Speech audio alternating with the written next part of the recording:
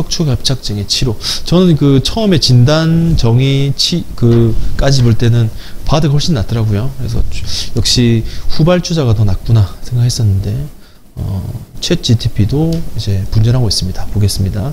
협착증을 수술해야 하는 경우와 수술하지 않아도 되는 경우는 무엇일까요? 하나씩 보겠습니다. 챗 GTP입니다. 두 가지로 나눴죠. 여기 보면 이제 이렇게 해서 수술을 해야 하는 경우와 하지 않아도 되는 경우, 해야 하는 경우 이렇게 넘버링 했습니다. 하나씩 보겠습니다. 수술 언제 해야 되냐? 심하게 아프면 해야 된답니다. 심하게. 다리 통증, 저림, 악화, 일상생활에 영향을 주는 경우. 보통 이제 그 앉아서 일어날 때 너무 아프고 걷는 것도 안 되고 너무 저리다. 그럼 당연히 수술을 해야겠죠. 근데 이게 우리나라에서는 그 심평원에서 보존적 치료 기간을 주거든요.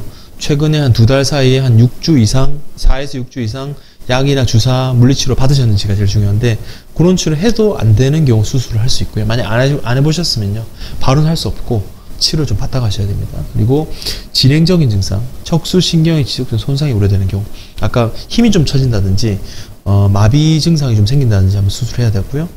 보존적 치료, 그 보호적인 대체, 이게 약이나 물리치료 같은 거죠. 이게 만족스럽지 못하는 경우 수술을 고려할 수 있고, 급성 증상, 아까 말씀드린 대로 그 대소변 문제, 그리고 마미 증후하죠. 대소변 문제가 있는 경우 수술이 시급할 수 있다. 요거는 48시간 리미트 타임이니까 뭐 그 넘어가서 하는 경우 있긴 한데, 어쨌건 다른데 이제 계속 도는 것보다는 확인을 해보시는 게 좋을 것 같습니다. 수술 안 해도 되는 경우, 경증의 증상, 당연히 이제 별로 증상 안 심하면 지켜보면 되죠. 약이나 물리치료, 주사. 노인이나 기저질환 가진 환자. 노인의 기준이 지금은 최근 신문 기사 보니까 80대의 현재 80대 노인이 과거에 60대보다 더 이제 건강하다고 돼 있더라고요. 그래서 지금의 그 어르신들, 예를 들어 이제 막 환갑 지나신 어르신들에게, 어르신이란 자체 말씀드린 건 조금 죄송스러울 정도로 엄청 건강하셨거든요. 그래서 저는 노인의 기준이 85세 정도 보고 있습니다. 85세. 왜냐면 제가 수술할 때 그 80세도 고민을 잘 안 하는데 85세 정도 되면은 기력도 좀 떨어지고, 수술보다 남은 여생, 저는 한 15년 정도 보는데 100세까지요. 15년 정도를 조금 유지해서 가시는 게 낫지 않을까 판단을 들고, 그거보다 좀 젊으시면 좀 적극적인 수술을 권유하는데, 어쨌건 노인과 기저질환 높은 환자들은 수술의 위험도가 높기 때문에 좀 고민하는 게 좀 좋을 것 같고, 개인적인 선호도, 전 수술은 저는 절대 안 할 겁니다 라고 얘기하시는 분들에게 수술할 수가 없죠. 당연히 개인적인 선호도에 따라서 진행할 수 있을 것 같습니다. 바드는 좀 답변이 간단합니다. 증상이 경미한 경우 보존 치료할 수 있다. 약이나 물리치료, 주사, 심한 경우 수술이 필요하습니다.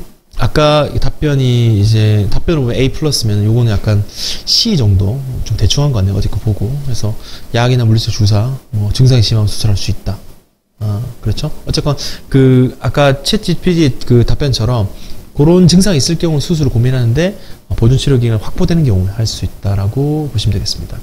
이게 파행입니다. 가다가 해서 쉬었다가 구부리면은 괜찮아져서 또 가고, 심한 분들은 10발자국, 100m 이렇게 못 가시는 분들 많은데, 이 마미총 이런 데 눌리거나 아래쪽 눌리게 되면 대소변 문제가 생기는 거죠. 이런 경우 응급수술이 필요할 거고, 허리 디스크의 2%, 협착증, 외상골절, 종양, 수술에 혈종 많이 생겼습니다. 일단은 확인하는 게 필요합니다. 마미 증후군이 왜 생겼는지. 그러면은 그거를 풀어줘야 되죠. 눌려있는 걸 풀어주고 수술하는 것이 최근에도 제가 마미 증후군 환자 2분 수술했는데, 그분 둘 다 디스크가 엄청 많았거든요. 그래서 대부분의 신경 눌리는 그 원인 자체가 척추에서 기인하는 것 같습니다. 배뇨와 배변 장애는 무엇인가요? 여기는 바드가 좀 이겼는데 하나 보겠습니다. 챗 GTP. 여러분 아시게 배뇨와 배변, 요변, 그러니까 하나는 이제 소변이고 하나는 대변을 얘기하는 건데, 여기는 우리 한글에 대한 번역이 잘못됐는지 둘 다 소변을 얘기했더라고요. 배뇨 장애는 되게 어렵게 써놨는데, 어쨌건 새어 나오거나 제어할 수 없는 상태를 배뇨 장애라고, 배변 장애는 voiding, 요거를 이제 이게 배출되는 거가 안 되는 거다. 결국 이제 소변의 제어와 소변의 제거가 안 된다. 근데 저희 한글로 인한 배변장, 한문이 이제 탑재가 안 돼 있으니 그런 것 같긴 한데, 소변에 대한 얘기를 했는데, 소변 자체가 적절히 제어되지 못하면은 이제 배뇨장애가 있는 거고, 요거는 오픈 A가 나은 것 같습니다. 바드가. 다시 보시면은 배뇨장애 증상과 배변장애 증상을 한번 보겠습니다. 배뇨장애는 우리가 마미증후군에 생긴다고 말씀드렸죠. 소변을 밤에 자주 봅니다. 이것도 배뇨장애입니다. 내가 자다가 10시에 잠들었는데 11시에 가고 싶고 1시에 가고 싶고 4시에 가고 싶고 계속 잠을 깹니다. 그러면 이제 빈뇨죠. 그리고 밤에 소변을 막 본다. 이런 것들이 빈뇨 야뇨증이 있으면 이제 배뇨장애를 볼 수 있고, 절박뇨나 배뇨곤란, 특히나 이제 요실금 있는 나이 좀 되셨을 때 이런 거 생기면은 그냥 뭐 부인과적인 질환이겠지라고 말씀하시는 분도 있긴 한데, 척추 질환일 수 있으니까 한번 확인해 보시기 좋을 것 같고요. 배변자재, 변을 보거나 유지하기 힘들고 설사도 나고 통증이 있고 보고 나서 좀 애매하고 참을 수가 없고 뭐 이런 것들 배변장애입니다. 요게 계속 이제 평소 이제 만성변비가 있었다면 모르겠는데 갑자기 생겼다면 좀 의심해봐야겠죠. 뭐 치료해봐도 안 되면은 이런 배뇨 배변장애 원인. 요거는 이제 바드에서 요거 증상을 설명하고 원인도 얘기합니다. 요로가면, 방광염, 전립선, 방광, 과민성 제왕증후, 크론병, 궤양성 대장염. 그 다음에 척추질환 이런 게 있습니다. 그래서 요거 병들도 하나씩 보고, 저는 이제 척추질환 외에는 나머지는 조금 여유 있게 봐도 되니까 갑자기 생겼으면 척추도 한번 보고 그 다음에 같이 내과와 비정형외과적인 진료를 같이 보시는 게 좋을 것 같습니다. 마미신경, 말꼬리라서 이제 맨 밑에 쪽에 이렇게 내려가다가 말꼬리처럼 내려옵니다. 그리고 항문 주위로 감각이 좀 둔해지고요. 응급실 가면 저희가 이제 레지던트 때나 뭐 펠로우 때는 이렇게 체크해 봅니다.